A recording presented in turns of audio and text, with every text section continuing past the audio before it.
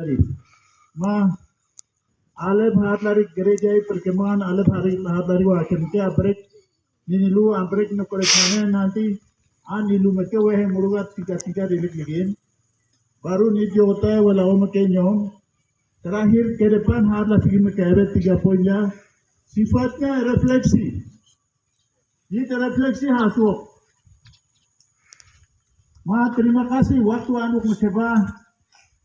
Sekali lagi terima kasih banyak. Saya salah satu dari intelektual dari Kurulu.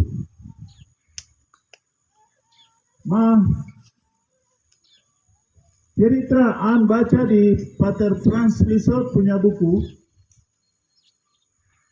Tua-tua lah pun Kurulu lah alwi lemah lah kirikan ini. Misionaris wamena yotak nik jadikan dia sebagai monumen. Itulah orang beliau kasihkan perkembangan situasi ala besar wima harik lawanan. Yo malam untuk aik mereka gereja masuk dia kasihkan itu malah dia berkembang di sekitar kota situ. Yo malah nyasuar lupa. Wamena itu aku ni akhir nak koman ke halu ke asiolo. Kau buka ulu itu dengar saja lewat buku pattern itu. Semua intelektual pasti sudah baca buku itu. Cerita perjalanan gereja misionaris waktu itu. Sedikit yang saya dengar itu adalah Adhiput dan teman-temannya. Patera akhir wala akimu elumanan berkembang hari anelagan itu hari waktu akhirnya mulima akhir pukisala balik sikit jama wisi iluk elahurai masala ikilen wanu hikeu lulo paternu. Saya tidak tahu apakah itu pater permanen atau siapa gitu. Tapi ada di dalam buku itu. Imbau sikit iki orang baik itu hendak hikeu pater tu nasi keu lulo. Nasi kesian walau pertama pos buka memang Dua tahanan masuk sampai Simoka, jadi pos misionaris pertama Simoka. Salah dialog nanti tolong perbaiki. Simoka atau kasihan berkembang di situ. Sekolah Belandanya yang kulisiik termasuk Dauke, Merpulu, yang tua-tua itu Wareke dan lain-lain. Sekolah silah aku lakukan. Simuka akhirnya berkembang sampai ada Mawika yang singkatnya di sini siapa ini yang Pak Kabes, Agus Kabes, wakil kota perkembangan hari launan. Jadi pusatnya dari Simuka lama berkembang hakulah kema. Etan hari kan gereja jilai Simuka kan baru di sini. Bolo daya Jadi ini singkat cerita ya, singkat aja. Pilih orang singkat saja. Itu saya sudah lahir sedikit, masih kecil jadi wesa. Aku lagu pastoran yang sekarang ada ini. Itu Pater sebelumnya saya tidak tahu, tapi yang saya tahu itu Pater Franz Frayen. Yang dulu dia pimpin ibadah di situ. Itu beberapa orang saja dia pimpin. Wan sekarang saya aku lagi, ranun hari kan gereja salah haruni bolok dan mari lagu apa. Waktu itu ada sekolah di situ, jadi kita jadikan itu sekolah sekaligus gereja. Dan orang tua kan tidak masuk, itu kita anak-anak sekolah saja. Jadi setiap hari Sabtu itu kita latihan kor. Jadi dari SD Bulima, Wena Bubara, Waka ini dikumpulkan untuk kita latihan kor di Jubilate. Jubilate itu semua orang anak-anak belajar. Pagi orang itu tahu wakore sampai sore kita bubar. Ya pengalaman hakim kayak gitu. Itu saya tidak tahu yang lain-lain. Eta latihan latihan kita pulang. Jadi hari Minggu itu absen. Guru-guru dulu keras sekali, jadi absen. Kalau tidak hadir itu dipukul. Hari-hari itu dipukul. Korek manen berkembang sampai gereja itu bangun di sebelah ini, kita punya ini. Itu dulu tidak ada. Ini kita bangun melalui swadaya juga. Tidak ada bantuan dari mana-mana. Tapi dari misionaris keuskupan bantu. Ya nonen gila aku. Gila ini swadaya juga. Uskup almarhum ini luar biasa. Hari Minggu pun kita kerja. Dia ajak kita angkat batu di Kika ini. Ya singkat-singkat ya. Cerita singkat-singkat. Dan kita bangun gereja ini. Yang sekarang ada ini. Kalau ini mah berkembang hard lagi sih bapak mama cuma semua perkembangan kering aku korek semua ada ini luar lagi Tuhan Allah aku. Toko-toko banyak yang dipanggil Tuhan. Sebenarnya mereka itu adalah perintis yang luar biasa.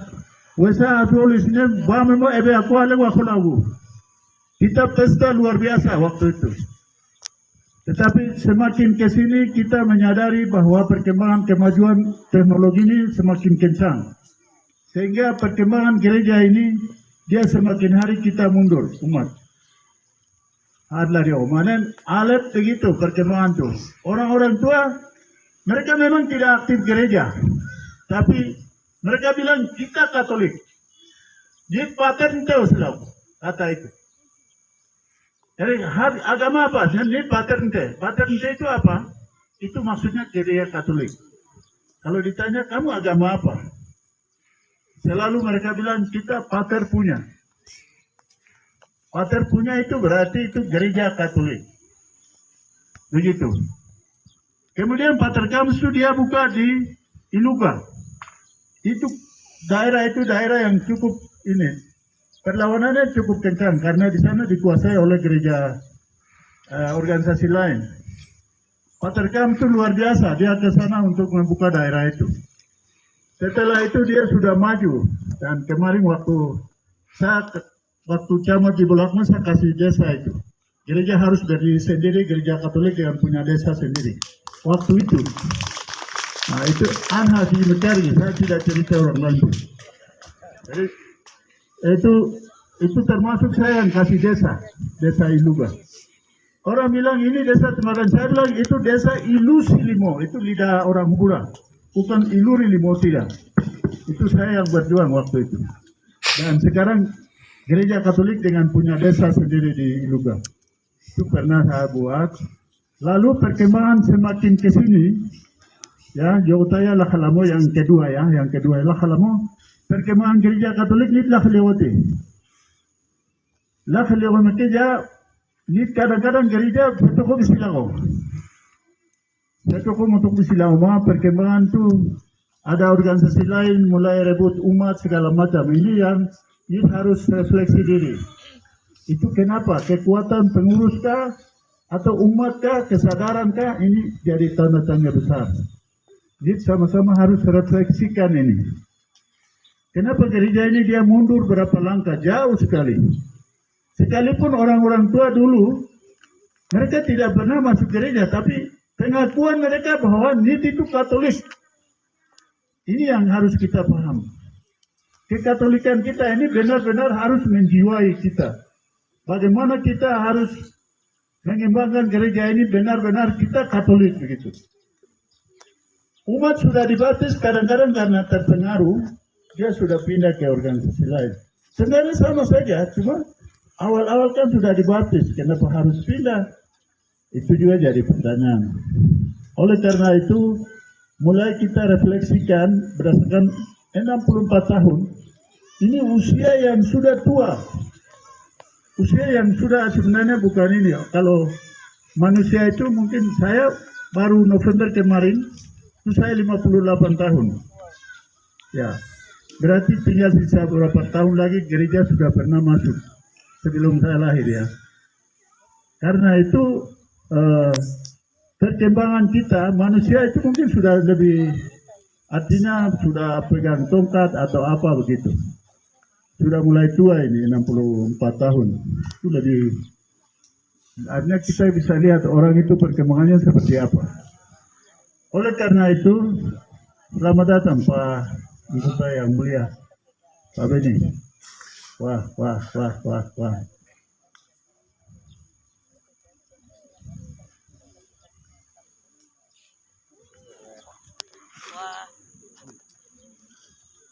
Baik, jadi perkembangan hari ini kita lihat banyak punya kepedulian bagaimana kita memperdayakan gereja ini supaya dia lebih kembali ke awal mula, sikap awal mula.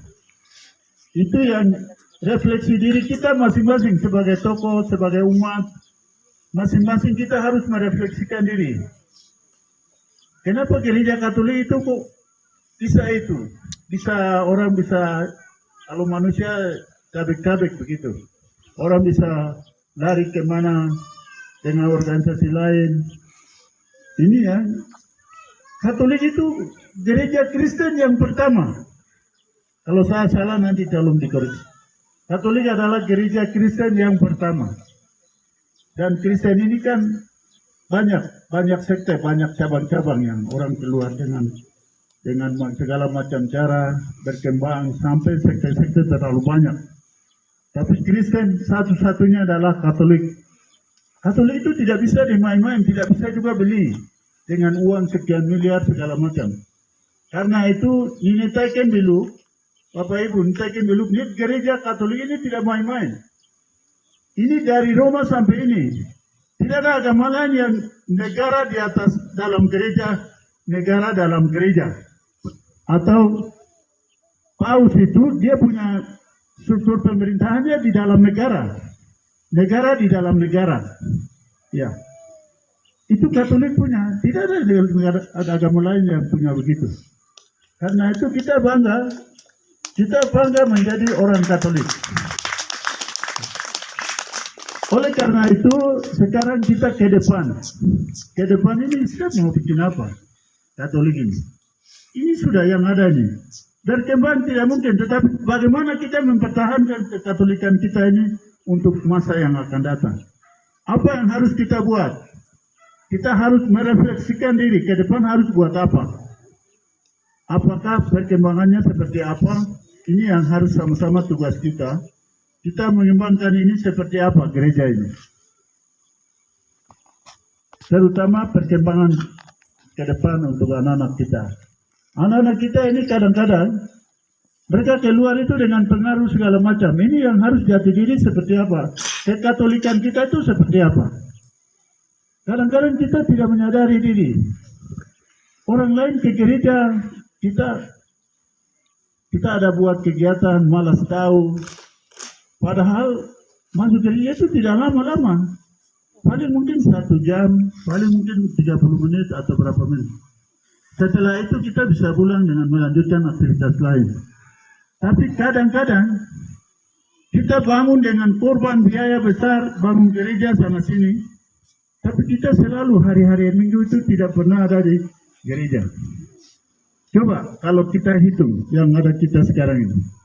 Ini mungkin lebih banyak ada di ibu-ibu. Saya tadi lihat di gereja itu. Kita bapak-bapak ini kurang. Mungkin apakah kita meninggal? Semua orang laki-laki ini sudah mati kah? Ya ini. Karena itu kalau boleh ini kita rubah sama-sama gereja besar ini harus isi full setiap hari Minggu. Ya, setiap hari Minggu kita isi hanya dengan berbagai kesibukan. Hari Senin sampai hari Sabtu itu kan waktu cukup besar, banyak ya, bukan besar banyak. Waktu banyak untuk aktivitas sehari-hari. Nah, 1 hari saja kita mau datang, itu pun tidak sampai dari pagi sampai malam. Hanya tinggal 1 hari saja, hari Minggu ini. Kita harus tiap saat isi, karena awal membangun gereja itu kita pengorbanannya luar biasa. Tapi setelah kita bangun, kita tidak pernah rawat, tidak pernah hadir setiap hari Minggu. Ini yang kita refleksi. Jadi di mana-mana kita bangun kapela, bangun ini, tapi di mana-mana juga kegiatan aktivitas kita kosong. Ini yang refleksi kita evaluasi. Ya, saya pikir itu saya singkat saja, cerita tidak panjang. Selebihnya itu dari teman-teman intelektual atau Bapak Ibu sebagai tokoh, sebagai senior, sebagai perintis, pasti tahu sambil duduk bisa menjelaskan bagaimana perkembangan gereja Katolik terus saat ini dan ke depan yang akan datang. Mungkin itu yang saya bisa sampaikan, lebih dan kurangnya. Kalau salah, ya itu kembalikan ke saya. Tapi yang baik mohon disimak. Sekian dan terima kasih. Selanjutnya, wah. Selamat ulang tahun. Selamat ulang tahun. Wah. Terima kasih.